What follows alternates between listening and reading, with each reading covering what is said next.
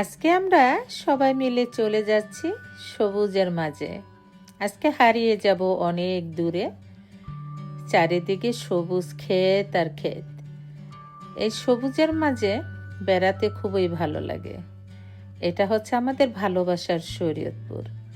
শরীয়তপুরে শীতে এক রূপ, বর্ষায় আরেক রূপ। বর্ষাকালে এগুলো সব পানিতে ভরে যায়, একেবারে টইটুম্বুর হয়ে থাকে, নৌকা দিয়ে ঘুরতে পারবেন। আর শীতের দিনে দেখুন দুই পাশে শুধু সবুজ ক্ষেত আর ক্ষেত, মনটা একেবারে ভরে যায়। তাই আমি এই এনজয় করি যখন অটো দিয়ে ঘুরি। আমি যখন দেশে থাকি তখন একটা ভাইয়া থাকে, উনি বয়স্ক মানুষ, আমি মিয়াবাই বলি আর কি। উনি আমাকে সব জায়গায় নিয়ে যায়। যখন আমি কল করব ভাইয়া আসেন, সে সাথে সাথে চলে আসে। দেখুন আমরা আজকে সবাই মিলে চলে যাচ্ছি সখীপুর। বোজেশ্বর থেকে সখীপুর অনেক দূর মোটামুটি। তো আমরা একেবারে বিলের মাছ দিয়ে যাচ্ছি। এটা ধামারণ, তারপরে গোলাবাজার, তারপরে কার্তিকপুর, তেলিপাড়া, এসব হয়ে তারপর আমরা সখীপুর যাব। এই তো এখানে একটা নদী আছে, নদীর ওই পারে গেলেই, এই ব্রিজটা পার হলেই সখীপুরে ঢুকে যাব। কিন্তু এখানে দেখেন নিচে না অনেক বেদেরা ঘর বেঁধেছে। এখানে ভালোই লাগে, উপর থেকে অনেকে দেখুন দেখতেছে। ওই যে দেখুন বেদেরা কি সুন্দর করে ঘর বেঁধে আছে। ওরা নৌকায় থাকে, হয়তো বর্ষাকালে নৌকায় থাকে, শীতে ওরা উপরে ঘর বেঁধে থাকে। আর এই সখীপুরে বড় বড় কোনো বিল্ডিং খুবই কম দেখা যায়। একমাত্র ওই এমপি শামীমের বাড়ির আশেপাশে দুই একটা আছে, আর স্কুল কলেজ ছাড়া, নালে সব বাড়িগুলো টিনের। খুবই ভালো লাগে, একেবারে গ্রামের মধুর ছোঁয়া পাবেন এখানে। আর এই সখীপুরের মানুষের মেন পেশাই হচ্ছে কৃষিকাজ। যখন যে সিজনের যা ফলাতে হয় ফসল, সবই তারা ফলন করেন। আমার মনে হয় তারা নিজেদের খাবারের বাৎসরিকটা রেখে, দেখুন ওই যে লাল লাল দেখতেছেন না, এগুলি সব শুকনো মরিচ। কাঁচা মরিচ পেকে গিয়ে এখন তারা শুকাতে দিয়েছে। আর আমার কাছে খুবই ভালো লাগতেছিল।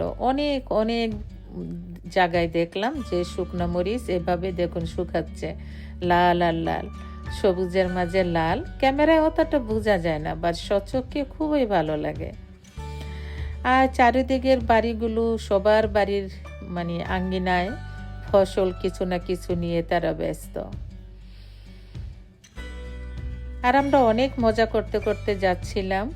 আমেনা অনেক মজার মজার কথা বলতেছিল, বাট আমি এগুলো কেটে দিতে হয় কপিরাইটের জন্য, বা মিউজিক থাকলে ভালো লাগবে না, কপিরাইট আসবে। তাই এটা হচ্ছে সখীপুর বাজার।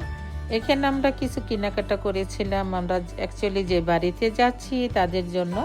আর আমেনাও কিছু খাবে, সে মজা খাবে, সে বাজার দেখলেই বলে মজা খাবে। এই তো ফাইনালি আমরা ওই বাড়িতে চলে আসছি। দেখুন কি সুন্দর হাঁসের বাচ্চা ফুটিয়েছে। এই বাড়িটা এসে একটা একেবারে সে আগের একটা গ্রামের অথেন্টিক যে একটা খাবারের মজা, তা আমি আজকে পেয়েছি এই বাড়িতে। তারা হাঁস পালে, দেখুন একেবারে হাঁসের সেই অথেন্টিক স্বাদ। অনেক কিছু খেতে দিয়েছিল, বাট আমি সেই শাক দিয়ে আর হাঁসের ভুনা দিয়ে ভাত খেয়েছিলাম। পিঠা, অনেক ধরনের ফল ফ্রুট ছিল। এখানে অনেকটুকু সময় পার করেছি। তারপরে আমরা বিকেল বিকেল আবার রওনা করে দিলাম। আমরা যেই রাস্তা দিয়ে গিয়েছি, আমরা সেই রাস্তা দিয়ে ব্যাক করতেছি না, আমরা আবার আরেকটা রাস্তা দিয়ে ব্যাক করতেছি। এটা একেবারে ভেদেরগঞ্জ হয়ে শরৎপুরে যাবে। কিন্তু দুঃখের বিষয় হচ্ছে, মানে আমরা যে অটোটায় আসছি, সে ভাইয়ার অটো এতক্ষণ চালানোর পরে তার ব্যাটারিতে চার্জ লো হয়ে আসতেছিল। এদিকে আমাদের সন্ধ্যা হয়ে গেছে। তাই আমরা শরৎপুরে না গিয়ে, আমরা শরৎপুর হয়ে যেতে চেয়েছিলাম ফুচকা খেয়ে যাব। তা আমাদের একটা ফেভারিট তো ফুচকার দোকান আছে, আপনারা জানেন। আর এটা হলো বাজানপাড়ার দিকে একটা বাজার। তা আমরা এইখানে একটা রেস্টুরেন্টে কিছুক্ষণ হেঁটে ওয়েট করতেছিলাম। তা রেস্টুরেন্টে ঢুকে পড়েছি। দেখুন নিচে কত খাই, এর উপরে রেস্টুরেন্ট। তা ভাইয়া পাশেই অটোটা চার্জ দিচ্ছিল, বললো যে আমি আধা ঘন্টা চার্জ দিই, আপনারা একটু রেস্টুরেন্টে বসেন। তা বসে কি করব, আমরা ফুচকা অর্ডার করেছি। তারপরে ওদের একটা টিকিয়া টাইপের ছিল, সেটা অর্ডার করেছি। আবার ছোট ছোট রুম, কিন্তু আমরা দুই দিকেই বসেছিলাম, সবাই মিলে খাচ্ছি মজা করে। খাবারগুলো খারাপ ছিল না।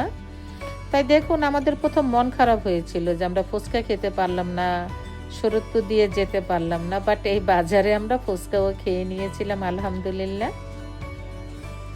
ওই তো দেখুন ছোট ছোট রুম, তাই আমরা দুইটা রুম শেয়ার করেছিলাম। আমেনা ওরা ওই দিকে বসেছে, তারও কত কিছু খাচ্ছে। এই তো আমরা এই রেস্টুরেন্টটাই ঢুকেছিলাম, আমাদের অটো চার্জ দিয়ে চলে আসছে, এখন আমরা আবার বাসার উদ্দেশ্যে রওনা করেছিলাম। এই তো দেখুন, এটা হচ্ছে বিলের ভিতরে, চারিদিকে বিল, কিছুই নাই, কিন্তু এমন সুন্দর সুন্দর রেস্টুরেন্ট করে রেখেছে যা চিন্তা করার মতো না। আর রাতটা ছিল জ্যোৎস্না রাত, অপূর্ব। এই তো আমরা বাসায় পরে দেখুন, আমরা চপ খাচ্ছিলাম। এটা বাসায় তৈরি করেছিলাম আমরা, খুবই মজা হয়েছিল। তারপরে বার্গার, আমেনার জন্য বার্গার আনা হয়েছিল, সে বার্গার আর কোক খাবে। এই তো তারা বার্গার খাচ্ছিল। আর এটা হচ্ছে একটা অ্যারেঞ্জমেন্ট করা হয়েছিল, আমাদের বাড়ি কিছু জায়গা মাপানো হয়েছিল, মাতবররা আসছিল, গ্রামের লোকজন ছিল। আমি যে ওয়াল করেছিলাম সেখানে পাশের লোক ওরা বেটো দিয়েছিল, আমাদের ওয়াল নাকি ওদের কিছু জায়গায় পড়েছে, বাট আল্লাহ রহমত করেছিল। মাপনের পরে উল্টা আমি আরো ওয়ালের ওই দিকে আরো আমরা জায়গা পেয়ে গেছি 1 হাতের বেশি। আর যদি আমরা এটা না পেতাম তাহলে আমার এত বড় ওয়াল, আমার এখানে 5-6 লক্ষ টাকা নষ্ট, সব পানিতে যেত। অনেক বছর ধরে এই জায়গা কিনা আমার, কিন্তু আমি ওয়াল করতে পারি না এদের জন্য। কারণ এরা কিভাবে আমি জানি না, এরা মনে করে যে মানে জায়গা জমি নিয়ে তারা কবরে চলে যাবে। আমি বারবার বলেছি যে আমি লাগে 1 হাত ছেড়ে দেই, কিন্তু এবার আমি ফাইনালি আলহামদুলিল্লাহ ওয়ালটা করতে পেরেছি। এই তো, আর জায়গা আমাদের মাঝে আছে, আমরা আরো ওয়ালের ওই পারে জায়গা পেয়েছি প্রায় আরো 1-1.5 হাত বেশি। এতে আমার কোনো আপত্তি নাই, 1-1.5 হাত ওই পারে রয়ে গেল, বাট তাদের যেই একটা মিথ্যা ভাবনা ছিল সেটা তো নষ্ট হয়েছে। এটা হচ্ছে আমার আসমা কুঠির, আমার বাগান বাড়ি বলতে পারেন আলহামদুলিল্লাহ। এখানে আমি সব ধরনের গাছ লাগিয়েছি, এখানে পাখির কিচিমিচি আওয়াজ। আমার বাড়িটা খুবই নিরিবিলি, দেখুন খুবই ভালো লাগে। শুধু গ্রামের সেই পরিবেশ আমি ধরে রাখতে চেয়েছি সব সময় আলহামদুলিল্লাহ।